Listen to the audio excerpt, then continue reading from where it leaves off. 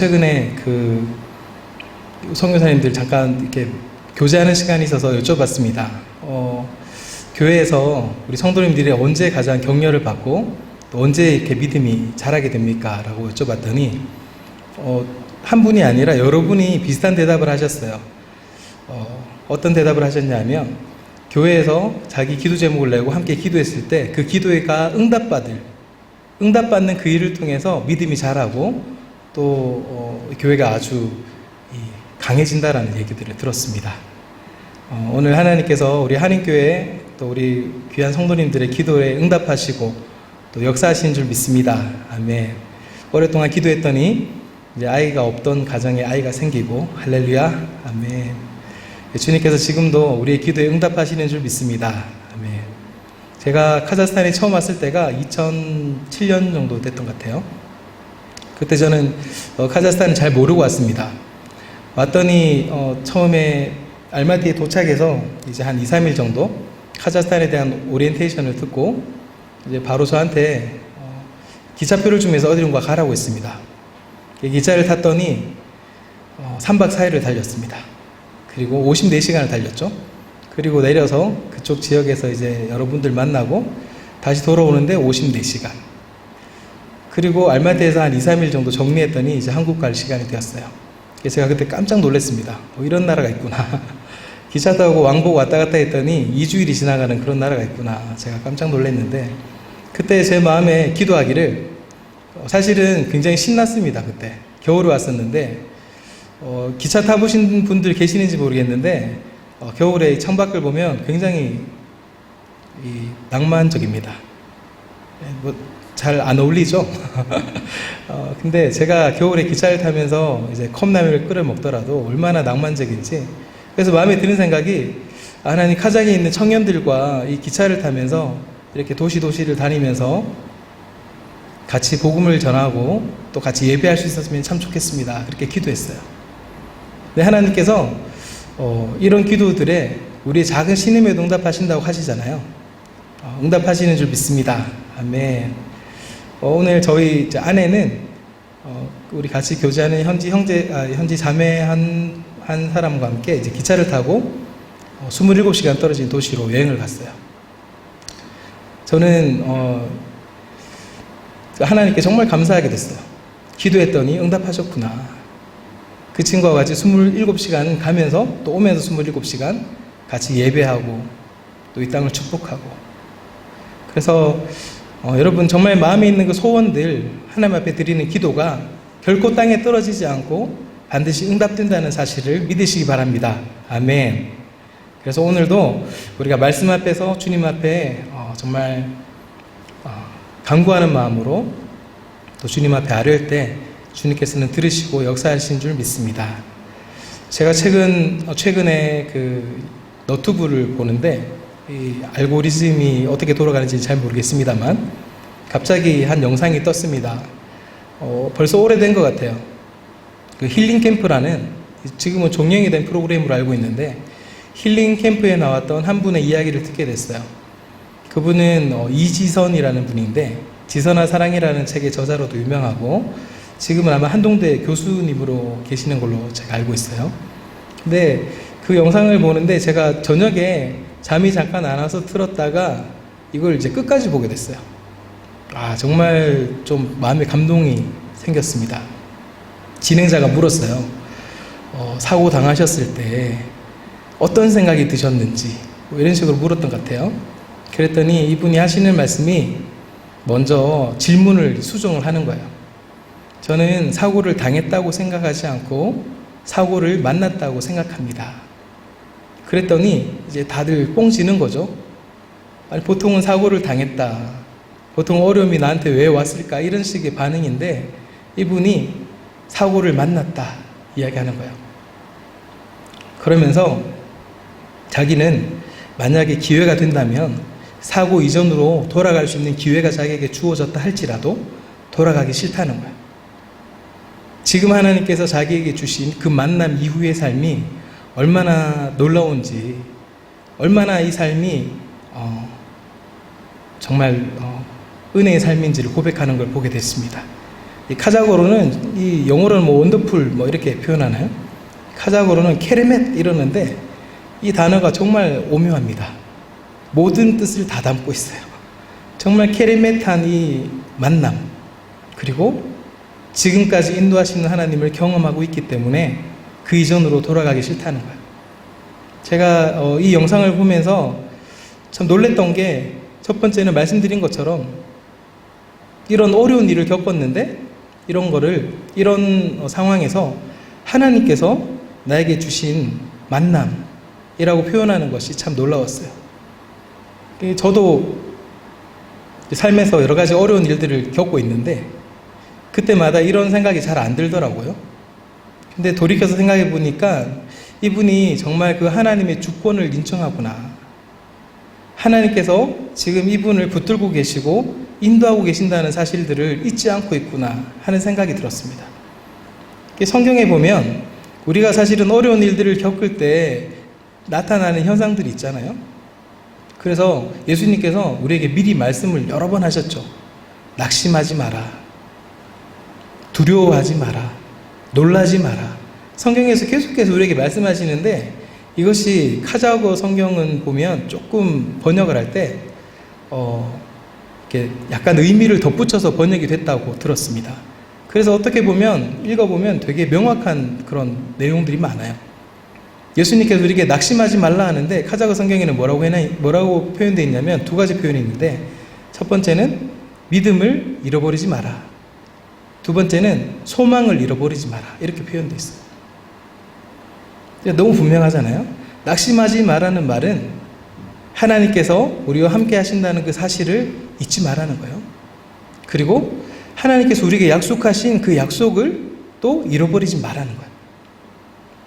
제가 이지선 교수님이죠. 이분이 하시는 이 간증 혹은 고백을 들으면서 참 그런 생각이 참 많이 들었습니다. 아, 나에게도 이런 정도의 아주 힘든 그런 일들은 아닐지라도 매일의 삶 가운데서 일어나고 있는 이런 믿음에 대한 도전들, 지금도 우리를 넘어뜨리려고 하는 그런 시도들이 있잖아요. 그때마다 얼마나 흔들렸었는지, 그리고 하나님께서 주신 약속의 말씀을 붙들지 못하는 때가 얼마나 많았는지를 돌아보게 됐어요. 그리고 다시 한번 그 하나님 앞에 그 하나님을 향한 로드십, 하나님께서 나의 주인이 되시고 나를 책임지시는 분이시다 라는 것을 다시 한번 붙들어야겠구나 하는 생각이 들었습니다. 이지선 교수님이 또 이야기를 하는데, 사실은 하나님 앞에서 너무 마음이 불편했다는 거예요. 여러분 뭐 그 책을 읽어보신 분도 계시고 아마 그 프로그램을 보신 분들도 계실 거예요. 이제 이화여대 4학년 유아교육과에 재직하는 공부하고 있던 때 오빠의 차를 타고 이제 집으로 돌아가던 길이었던가요? 아마 어떤 음주운전을 하던 차가 들이받았는데 차에 불이 나서 이제 전체 몸의 55% 아마 그렇게 기억이 되는데, 그러니까 절반 이상의 몸이 이제 화상을 입어서 살이 다 오그러들고 이제 어려움을 겪었던 그런 사건이었어요. 근데 이분이 꾸미는 것도 좋아하고 화장하는 것도 좋아하고, 그런데 이 모든 것을 할 수 없는 상황. 그래서 어떤 고백을 하냐니까 병원에 누워 있는데 이제 눈썹이 다 타버렸어요. 그리고 이 눈의 모든 피부들도 다 수축이 돼가지고 눈을 감을 수가 없는 거죠. 그래서 24시간 눈을 뜨고 있다는 거예요. 근데 어쩌다가 병실에 파리가 한 마리 들어왔는데 하필이면 그 파리가 눈에 붙었다는 거예요. 근데 보통 우리는 눈을 이렇게 깜빡깜빡 하면서 파리를 쫓든지 아니면 다른 우리의 신체의 여러 부분들을 이용해서 쫓을 수 있는데, 이분은 미라처럼 전체 온몸을 감싸고 있고 눈만 드러나 있는데 그 눈에 파리가 앉은 거예요. 근데 그때 마음에 어떤 생각이 들었느냐 고백을 하시는데, 참 내가 할 수 있는 것이 없구나, 파리 한 마리를 쫓을 수가 없구나, 참 절망적이었다는 거예요. 그때 생각이, 나는 이대로는 살 수 없겠다, 내 인생을 포기했으면 좋겠다 라는 생각과 함께 또 한 가지는, 이왕 포기할 바에는 하나님께 한번 물어나 봐야겠다, 하나님께 한번 질문을 해봐야겠다 라는 생각이 들었다는 거예요. 그래서 하나님께 가서 질문을 했는데 하나님께서 답을 주셨다고 합니다. 첫 번째 주신 음성이 물론 이제 목사님을 통해서 주셨다고 들었는데 한 목사님이 그분께 다가와서 기도를 하시는데 사랑하는 딸아 말씀하셨다는 거죠. 하나님께서 저는 믿습니다. 지금도 우리 한 분 한 분께 그 말씀을 하고 계신다고 믿습니다. 사랑하는 내 아들아, 사랑하는 내 딸아. 이 하나님의 고백을 들으면서 마음에 있는 모든 막힌 문들이 다 열어진 거예요. 그리고 묻는 거죠. 하나님, 저에게 왜 이런 일을 주셨나요? 하나님께서 하시는 말씀이 너를 통해서 힘들고 아프고 어려운 사람들에게 희망이 되게 하겠다라는 메시지를 주셨다는 거예요. 그리고 내가 너와 함께하며 너를 세울 것이다 라는 메시지를 주셨답니다. 저는 이지선 교수님께 주신 그 하나님의 말씀, 약속이 맞다면 지금 이 시간 이 자리에 앉아서 비록 전에 들은 이야기를 제가 나누고 있지만 우리에게 바로 응답될 줄로 믿습니다. 아멘. 예수 그리스도 그 이름이 지금 이 자리에 앉아있는 우리에게 희망이 되는 것이죠. 예수 그리스도 그 이름이 지금 이 자리에 앉아있는 우리와 함께하는 이름이 될 줄로 믿습니다. 아멘. 여러분, 그래서 첫 번째는 우리가 정말 이런 상황을 만났을 때 예기치 않았던, 내가 의도하지 않았던 그런 상황 가운데 놓였을 때 하나님께서 나를 이 자리로 인도하셨다. 하나님께서 나와 함께 하시며 이 만남을 주선하셨다. 이렇게 생각할 수 있다면 참 감사하겠습니다. 또 우리가 그런 상황 가운데 도무지 이해가 되지 않을 때는 하나님께 한번 물어보는 것이죠. 먼저 우리가 어떤 액션을 취하기보다 우리가 어떤 일을 계획하고 다시 한번 이런 어려움들을 벗어나기 위해서 노력하기보다 우리가 먼저 주님 앞에 한번 물어보는 것이죠. 최근에 알마티에 있는 한 형제와 제가 교제를 하고 있습니다. 일주일에 한 번, 두 번 만나서 기타도 가르치고 또 같이 성경도 읽고 말씀을 읽으면서 같이 이야기를 나누는 한 형제가 있는데 그 형제 고백이 참 저에게 은혜가 되었어요. 지난주인가 와서 이야기를 하는데 자기가 카자흐에 와서 이제 공부를 하면서 사실은 욕심이 있었다는 거예요. 좀 잘해봐야겠다. 한국 형제예요. 근데 여기 유학을 와 있는데 한국에 있는 모든 걸 접고 이 카자흐에 와서 다시 한번 새로운 도전을 할 때는 사실은 마음에 여러 가지 그런 기대들이 있지 않겠습니까? 그래서 한 3달, 4달을 엄청 용을 썼다는 거예요. 어떻게든 따라가려고, 어떻게든 한번 잘해보려고 막 용을 썼는데 계속해서 곤두박질 치더라는 거예요. 이제 그 힘들 때 아마 만났던 것 같아요. 그러면서 말씀을 읽고 뭐 별다른 일을 하지 않았습니다. 그냥 말씀 읽고 기도 제목 듣고 또 같이 기도해주고 축복해주고. 근데 어느 날 이 형제의 마음에 그런 마음이 들었다는 거예요. 아, 이거 해도 안 되구나. 용을 써도 안 되네. 그럼 그냥 말씀 읽고 한번 지켜보자. 이런 마음이 들었대요. 그래서 말씀을 읽으면서 한번 지켜봤더니 이제 기말고사가 다 끝났어요. 자기가 생각했던 것보다 훨씬 더 좋은 점수를 받고 역전이 된 거죠. 그런 모습을 보면서 말씀 보면서 그냥 지켜보는 것도 참 귀한 일이구나라는 것을 깨달았다고 합니다. 우리 삶 가운데서도 그런 일들이 참 많을 것 같아요. 생각해보면 내가 해결할 수 있을 것만 같은 일들이 참 많습니다. 그런데 막상 부딪혀보면 내가 해결할 수 있는 일들이 생각만큼 많이 없다는 것을 또한 깨닫기도 하죠.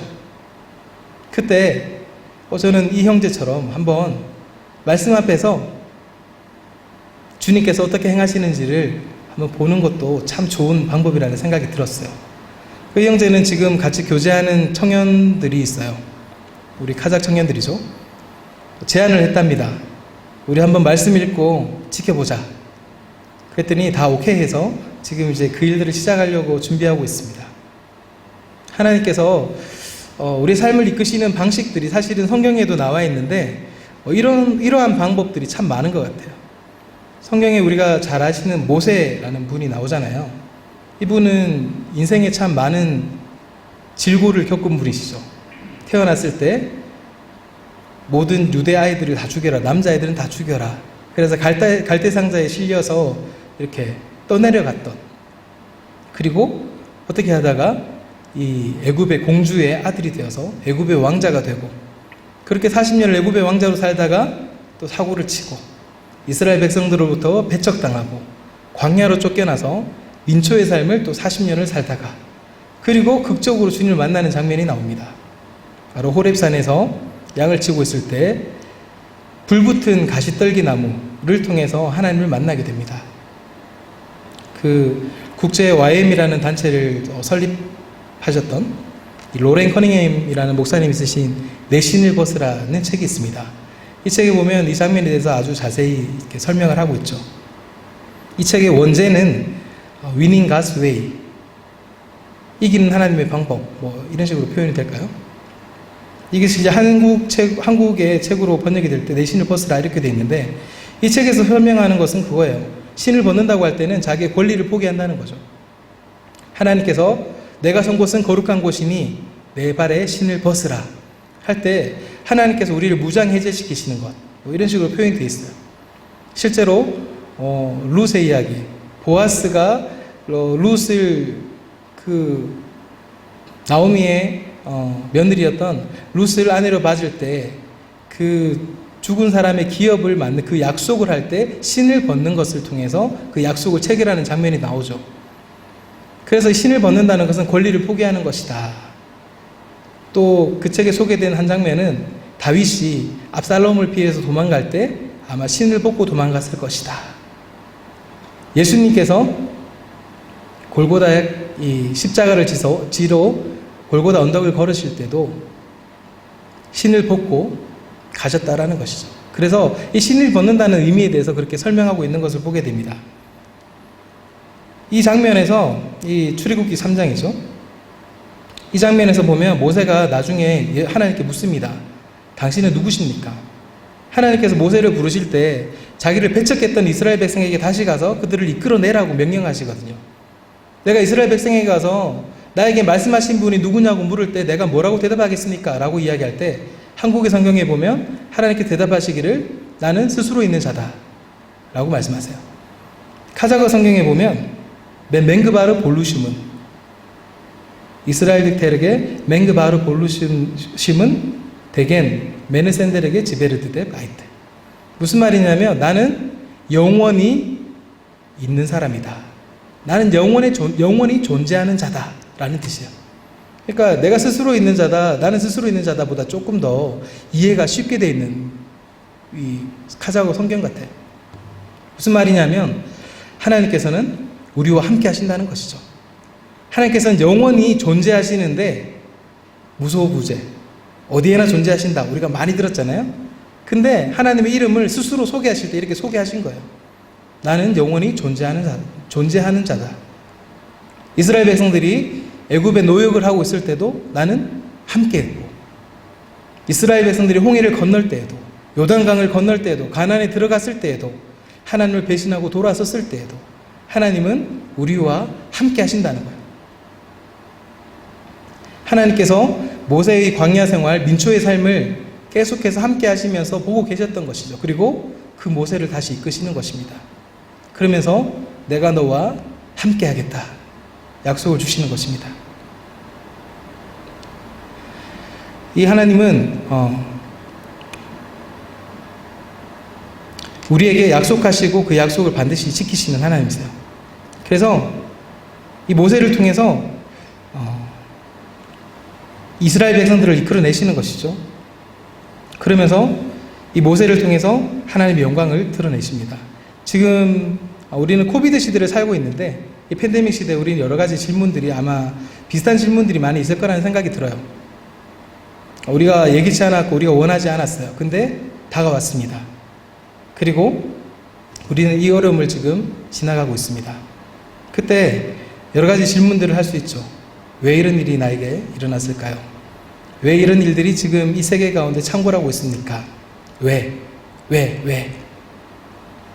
하나님께서 이 모세의 삶을 통해서도 우리에게 말씀하시는 것은 나는 맹그바르 볼루심은 나는 영원히 존재하는 자다.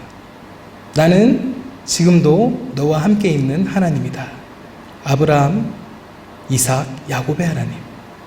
나는 지금도 너와 함께 하고 있다. 하나님께서 지금 우리 심령에 말씀해 주시기를 원합니다. 아멘. 함께 하시는 하나님. 저는 최근에 오늘 이 본문에 있는 말씀들을 한번 이렇게 묵상하게 됐는데, 저희가 최근에 가지고 있던 질문에 대한 답을 사실은 이 본문에서 얻었습니다.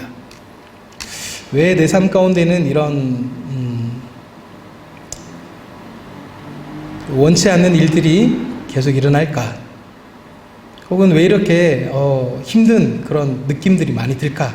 했는데 오늘 말씀해 보니까 하나님께서 우리를 향해서 실로 풀이다. 너는 풀이다. 이렇게 말씀하시는 거예요. 그리고 이 풀이 결국은 마르고 꽃이 시드는데, 이 풀이 마르고 꽃이 시드는 이유에 대해서 설명을 주시는 거예요. 바로 여호와의 기운이 불었기 때문이라는 거예요. 여호와의 기운이 불면 풀은 마르고 꽃은 시들게 된다는 겁니다. 제가 마음에 정말 하나의 그 답답한 해결책을 받은 것이죠. 마치 이지선 교수가 아까 말씀드렸던 하나님과의 만남이라고 표현했던 것처럼 제가 그런 답을 얻었던 것 같아요. 여러분, 이 하나님께서 약속하신 여호와의 기운이라는 것은 사실은 어떤 특정한 사람에게만 불어오는 것이 아니죠. 말씀을 통해서 마지막 시대에 주신 약속이에요. 우리가 사도행전 2장, 요엘 2장 28절부터 있는 말씀이 인용되어 있잖아요. 말세에 내가 내 영을 부어주리니 모든 육체에 부어주리니, 이렇게 나와 있어요. 모든 육체. 이 육체가 오늘 이사야 40장 말씀에 보면 풀이라는 거죠. 풀 같은 인생에 이 여호와의 기운이 불게 돼 있다는 거예요. 마지막 시대. 지금 우리가 살고 있는 시대가 마지막 시대라는 것에 대해서는 우리가 이견이 없을 거예요. 우리가 성경적으로도 예수님의 십자가에서 돌아가시고 3일 만에 부활하신 이후부터 지금까지를 사실은 말세라고 이야기하고 있습니다. 이 말세에 약속하신 것이 바로 하나님의 영이라는 거예요. 여호와의 기운. 우리가 또 너무 잘 알고 있는 말씀이 있습니다. 시편 110편 3절 말씀에 보면 주의 권능의 날에 주의 백성이 거룩한 옷을 입고 즐거이 헌신하니 새벽 이슬 같은 주의 청년들이 주께 나오는도다. 아멘. 이 주의 권능의 날, 마지막 때죠. 말세. 주의 권능의 날에 약속하신 것이 뭡니까? 주의 백성들이 거룩한 옷을 입고 즐거이 헌신하게 되는 것입니다. 여호와의 기운이 부는 것이죠. 하나님의 영이 충만함을 입고, 그러니까 이 거룩한 옷을 입는다는 게 우리 신약에 보면 예수 그리스도로 옷 입고 라고 표현되어 있잖아요. 예수님으로 옷 입는 것은 뭡니까? 아버지를 말미암지 않고는 내게 나올 사람이 하나도 없다는 거예요. 성령 하나님께서 우리를 도와주시지 않으면 우리의 입술로 주님을 고백할 수 없고 우리의 마음으로 주님을 영접할 수 없는 것이, 이것이 영적인 진리입니다. 근데 거룩한 옷을 입고 예수의 옷을 입고 즐거이 헌신하니, 헌신한다는 것도 똑같은 말씀이잖아요. 우리의 어떤 의지로, 우리의 계획, 우리의 방법, 우리의 능력으로 하나님께 하나님께 헌신할 수 있는 방법은 1도 없죠. 가능성이 제로입니다. 어떻게 가능하죠? 바로 여호와의 기운이 불 때, 하나님께서 우리를 인도해 주실 때 우리는 비로소 그 주님 앞에 헌신하게 되는 것입니다. 그 주의 백성들이 주께 나오는데 새벽 이슬처럼 온 지면을 덮으며, 이것도 우리가 생각하는 것과는 완전 다른 차원이죠. 이 마지막 때에 여러분 지금 보세요. 거룩한 옷을 입고 헌신하는 사람들이 온 지면을 덮을 수 있겠습니까? 지금의 상황을 한번 보십시오. 한국교회 어려운 얘기들을 많이 듣고 계시죠? 세계교회의 어려운 얘기들을 많이 듣고 계십니다. 가능할까요? 도무지 되지 않을 일이죠. 근데 말씀에는 약속하고 있는 것이죠. 주의 권능의 날에 주의 백성들이 거룩한 옷을 입고 예수로 옷 입고 예수의 옷을 입고 즐거이 헌신하니 새벽 이슬 같은 주의 청년들이 주께 나오는도다. 아멘. 여기서 우리가 생각할 수 있는 것은 주님의 권능의 날에 우리에게 주님께서 약속하신 만민에게 모든 육체에게 부어주리라고 약속하신 주님의 영, 하나님이 기운이 분다는 것은 우리의 생각과는 조금 다른 것이라는 거예요. 하나님의 기운이 불 때는 풀이 마르고 꽃의 아름다움은 시들어야지 그 결과가 풀이 마르고 꽃이 시드는 것이라는 것이에요. 이것이 우리가 생각하는 것과의 차이점이죠. 하지만 오늘 이사야 40장 말씀해 보니까 주의 말씀은 영원히 서리라. 아멘. 하나님께서 이 일들을 통해서 주님의 말씀 그리고 하나님의 영광을 드러내신다는 것입니다. 아멘. 그래서 저는 사실 이전에도 한번 목사님 말씀하시지만 1년에 한 번 정도 제가 같이 말씀을 나누는데 작년에 말씀 나눌 때도 제가 그런 말씀 한번 드렸던 것 같아요. 코로나의 역설.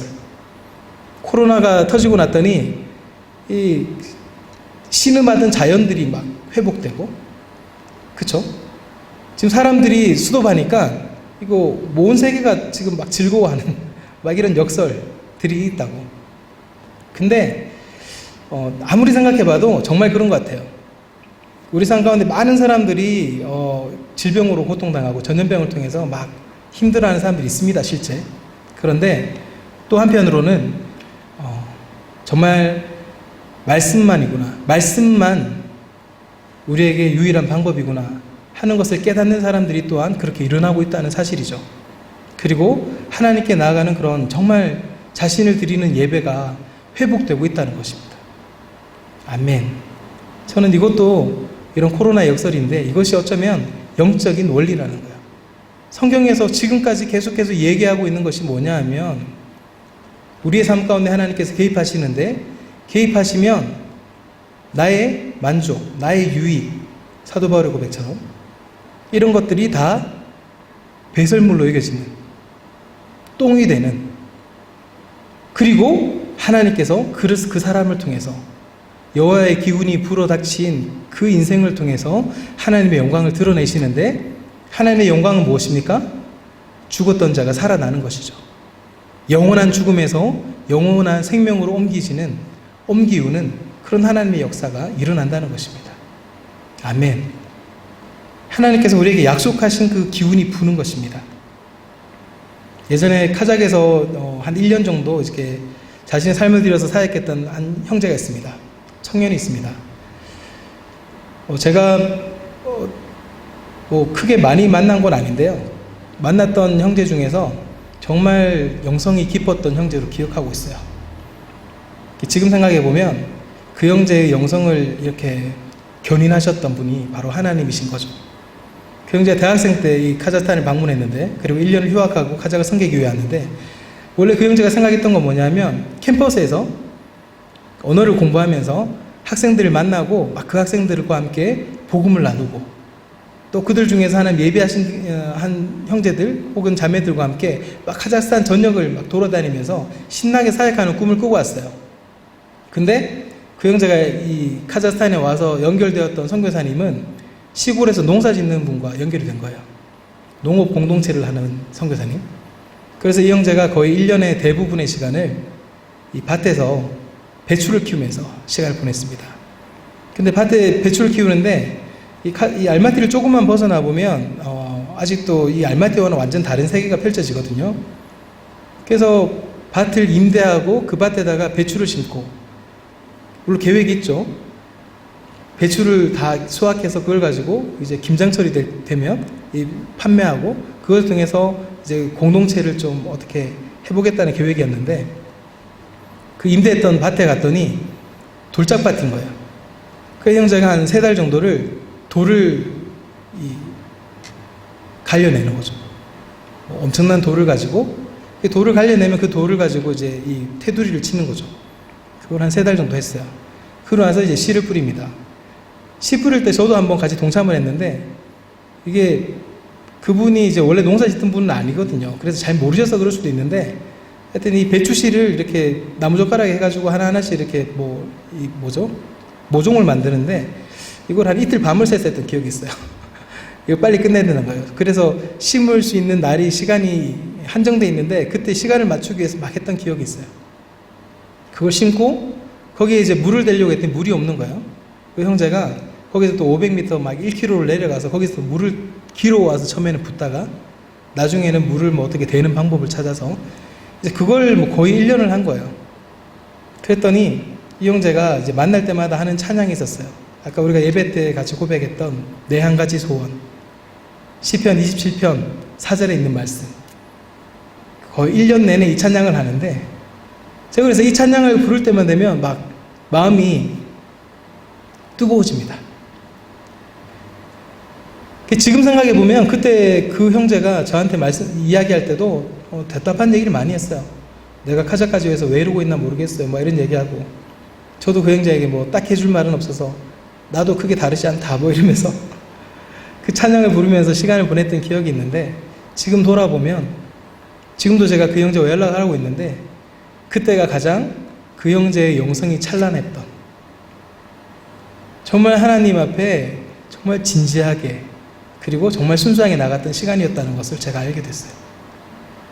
우리가 생각할 때는 청년의 시기 1년을 그렇게 허비하는 것이 무슨 의미가 있느냐, 그것은 뭔가 잘못됐다 이야기하지만 실제 그 옆에서 봤던 제 입장에서는 다른 거예요. 정말 하나님께서 그 형제를 만지고 하나님께서 그 형제 가운데 함께 하시면서 일하셨던 것을 보여주셨던, 나타내셨던 그런 시간이었던 것이죠.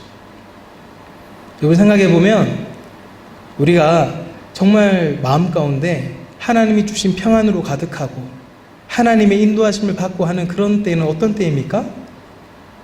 오늘 말씀을 빌리자면 여호와의 기운이 불어오는 그때죠. 나의 계획과 나의 생각들, 내가 가지고 있는 모든 것이 깨어지는 그때에 사실 하나님께서 우리를 강하게 붙드시고 하나님께서 직접 우리의 길을 여시며 우리를 인도하시는 그때라는 것이죠. 그래서 제가 이런 상황들을 보면서 정말 오늘의 말씀에 있는 실로 풀이다 라는 것이 우리에게 정말 축복의 말씀이구나 하는 생각이 들었습니다. 하나님께서 너는 풀이다 라고 이렇게 해주시는 말씀이 얼마나 감사한 말씀인지 제가 깨닫게 되는 것이에요. 왜냐하면 하나님께서 이제 나와 함께 하신다는, 그리고 우리에게 주셨던 그 약속이 바로 실행이 되는 그 시기라는 거예요. 바로 그 시기가 우리가 풀임을 깨닫고 하나님 앞에 엎드려지는 시기라는 거예요. 출애굽기 33장에 보면 모세가 다시 한번 이 하나님과 만나는 장면이 나옵니다. 하나님 앞에 묻는 장면이 나와요. 출애굽기 32장에 보면 이스라엘 백성들이 이제 방자에 행하죠. 시내산에 율법을 받으러 올라갔을 때, 십계명을 받으러 올라갔을 때 그들이 아론을 통해서 금송아지를 만들고 그 앞에서 막 방자에 행합니다. 뭐 좀 쉬운 말로 하면은 뭐 춤추고 놀았다고 하는데 뭐 깨춤을 춘 거죠. 깨춤 다 아시죠? 그 후라이팬에 깨를 집어넣으면 어떤 반응이 일어나는지. 백성들이 방자에 행했다는 게 이런 의미를 가지고 있죠. 그때 이스라엘 백성을 향해서 모세가 돌판을 던지고 깨뜨리고 하나님 편의 선자 내게로 나오라 했을 때 레위인들이 나오고, 레위인들이 이 진에서부터 진 끝까지 자기의 가족들, 친척들 3,000명을 죽입니다. 그때 모세가 고백하는 말이 이제야 우리가 여호와 앞에 헌신하게 되었다 라고 얘기하죠. 이 헌신이라는 말이 여기 나오더라고요. 그리고 나서 33장에 모세가 하나님 앞에 기도합니다. 하나님, 이 백성을 당신의 백성으로 삼으시고 하나님 버리지 마십시오 라는 간구를 할 때 하나님께서 모세에게 주시는 약속이 뭡니까? 33장 12절에서 14절입니다. 모세가 여호와께 아뢰되 보시옵소서, 주께서 내게 이 백성을 인도하여 올라가라 하시면서 나와 함께 보낼 자를 내게 지시하지 아니하시나이다. 주께서 전에 말씀하시기를 나는 이름으로도 너를 알고 너도 내 앞에 은총을 입었다 하셨사온즉 내가 참으로 주의 목전에 은총을 입었사오면 원하건대 주의 길을 내게 보이사 내게 주를 알리시고 나로 주의 목전에 은총을 입게 하시며 이 족속을 주의 백성으로 여기소서. 여호와께서 이르시되 내가 친히 가리라. 내가 너를 쉽게 하리라. 그리고 18절 말씀, 모세가 이르되 원하건대 주의 영광을 내게 보이소서. 아멘. 모세의 삶 가운데서도 여호와의 기운이 불었을 때 우리가 어떤 일들이 일어나는지를 보게 됩니다. 갈대 상자에 떠내려가던 인생, 그리고 누군가에게 건짐을 받았을 때 자신이 의도하지 않았지만 이집트의 왕자가 되었고, 그리고 또 그 마음에 민족을 사랑하는 마음으로 행했던 일을 통해서 민족의 배척을 받게 되고 광야로 쫓겨나가서 정말 풀로 민초의 삶을 40년을 살게 됩니다. 그런 모세의 삶처럼 이스라엘 백성의 삶 가운데도 여호와의 기운이 계속 불고 있는 것이죠. 여호와의 기운이 분다는 것은 어떤 한 시점을 얘기하는 것이 아니죠. 사실은 지금도 우리 가운데 여호와의 기운이 불고 있는 줄 믿습니다.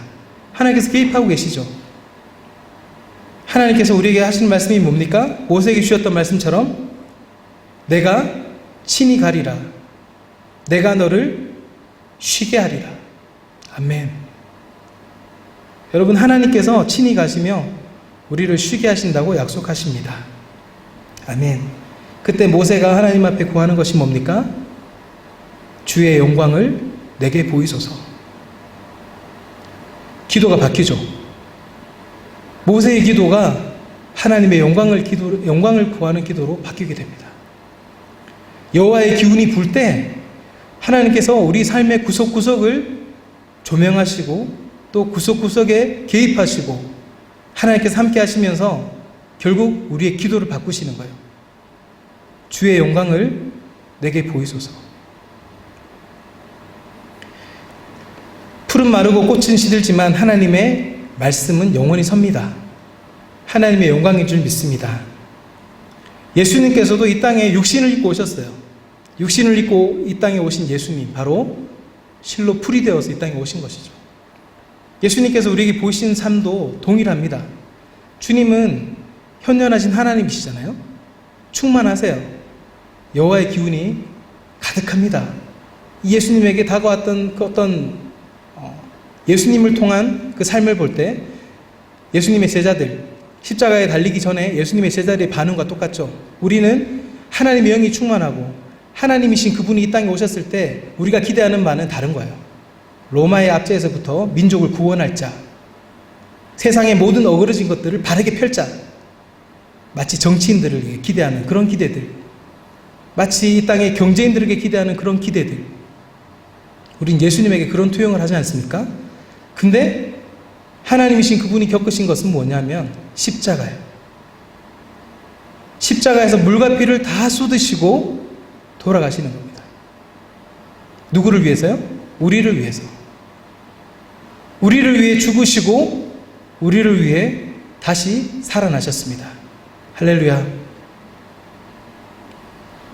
예수님을 믿는다라고 하는 것은 바로 이 예수님의 뒤를 쫓는 사람들이라는 의미를 가지고 있습니다.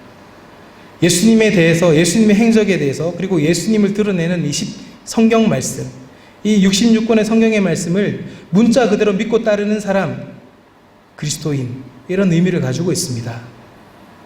그렇기 때문에 우리의 삶에도 계속해서 이런 약속의 말씀들이 성취되고 있는 것입니다.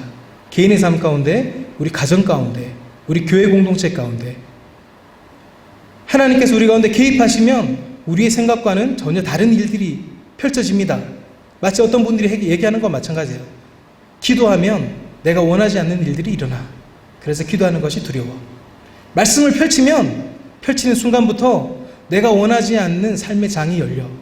나는 그걸 원하지 않아. 여러분도 그런 고백을 하셨던 경험이 있을지 모르겠습니다. 하지만 그것이 여호와의 기운이 부는 것입니다. 그리고 하나님께서 오늘 모세에게 약속하신 것처럼 내가 친히 가리라. 내가 너를 쉬게 하겠다. 라는 말씀인 것입니다.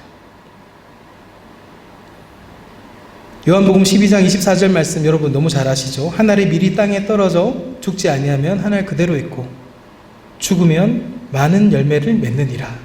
아멘. 성경은 계속해서 죽음과 삶에 대해서 이야기하고 있습니다. 예수님, 그리고 그 예수님을 지금 우리 가운데 증거하는 예수의 영, 성령 하나님은 살리는 영이시죠. 영원한 죽음을 영원한 생명으로 우리에게 생명을 주기를 원하시는 것이 바로 하나님의 아버지 마음이에요. 악인이라도 돌이켜서 내게 돌아오기를 원하는 것이 내 마음이다. 에스겔서에 말씀하고 계시죠. 하나님의 방법은 그거예요. 인간적인 방법은 무엇입니까? 적을 만듭니다. 그리고 그 적을 통해서 내가 원하는 이득들을 얻어내는 거예요. 헤게모니 쟁탈 그러잖아요. 그 사람들이 자기들이 원하는 것을 위해서 계속해서 자기의 적을 만드는 거예요. 가상의 적. 그리고 그 적을 물리치는 것을 통해서 자기가 원하는 것을 얻어내는 이런 것이 세상의 원리예요. 성경의 원리는 무엇입니까? 예수님은 죽고 다시 살아나시는데 한 사람의 죽음으로 모든 우리의 생명을 한꺼번에 살리신 줄로 믿습니다. 아멘. 성경에서 이야기하는 것은요, 그래서 한 사람을 죽이고 다른 한 사람을 살리는 것이 아니라 죽고 둘 다 살리는 것이 바로 성경의 원리라는 것이죠. 오늘 우리 삶 가운데서는 당장 내가 사형 선고를 받은 것 같은 느낌, 나의 삶이 이제 끝나버렸을 것 같은 그런 느낌들이 들 때가 참 많습니다. 근데 이것을 다를 수 있겠지만 제 삶에 비추어서 생각할 때 오늘 이사야 40장의 말씀을 통해서 여호와의 기운이 불고 있구나 라고 제가 이해를 한번 해보는 거예요. 그러면 이제 앞으로는 하나님께서 친히 가시며 하나님의 역사를 드러내시겠구나 하는 기대감이 있습니다. 저희 아내가 이제 어제 기차를 타는데 많이 꼬였어요. 예정했던 것들과는 많이 다른 모습으로 출발했습니다. 첫 번째 기차가 2박짜리에서 출발했는데 1번역에 도착해서 1시간을 머무는 거예요. 계속 우리가 지금 낮 기온이 34도, 36도 이러잖아요. 근데 그게 이제 완행 기차예요. 에어컨이 없습니다. 1시간을 기차 그 바구니 안에 있으니까 스트레스 지수가 계속 올라가는 거예요. 저한테 문자를 넣었습니다. 너무 힘들다. 저는 이제 옆에서 보는 입장이잖아요. 그래서 제가 문자를 넣었어요. 하나님께서 일하시겠구나. 굉장히 얄밉죠? 다른 사람이 이렇게 겪는 일들에 대해서는 굉장히 쉽게 말할 수 있는 것 같아요. 근데 그건 정말이잖아요. 실제잖아요. 우리 생각이 어긋나기 시작하면 기대가 생깁니다. 우리가 생각했던 것과 다른 진행이 될 때는 그런 기대가 있는 것이죠. 하나님께서 하시겠는데 하나님의 역사를 기대하는 그런 기대감들이 우리에게 생깁니다. 이제 이런 기대감들이 제 삶 가운데 일어날 때에도 믿음을 잃어버리지 않고 하나님 내게 주신 약속, 소망의 말씀을 잊어버리지 않고 붙들 수 있기를 기도하는 것입니다. 여러분의 삶 가운데서 그런 하나님의 은혜가 있었으면 좋겠습니다. 하나님의 영이, 여호와의 기운이 우리에게 부는 것입니다. 여러분이 하나님을 찾게 되고 어떤 어려운 순간에 하나님 앞에 기도하게 될 때 두려워하지 마시고 놀라지 마시고 낙심하지 마시고 주님 앞에 질문하고 또 주님 앞에 삶을 드리는 것이죠. 위탁하는 것입니다. 신을 벗는 것입니다. 그러면 하나님께서 내가 친히 가겠다. 내가 너로 쉬게 하겠다. 나는 맹그바르 골루시몬. 나는 영원히 있는 자다. 나는 영원히 너와 함께하는 자 임마누엘의 하나님이다. 이것이 우리에게 정말 위로가 되었으면 좋겠어요. 위로하라 내 백성을 위로하라. 40장 처음 그렇게 시작하잖아요. 이 위로의 말씀이 무엇입니까? 당신은 실로 풀입니다. 하나님이 역사하셔야지 우리에게 소망이 있는 바로 그 풀입니다. 이 말씀이 우리에게 정말 위로가 되었으면 좋겠습니다. 아멘.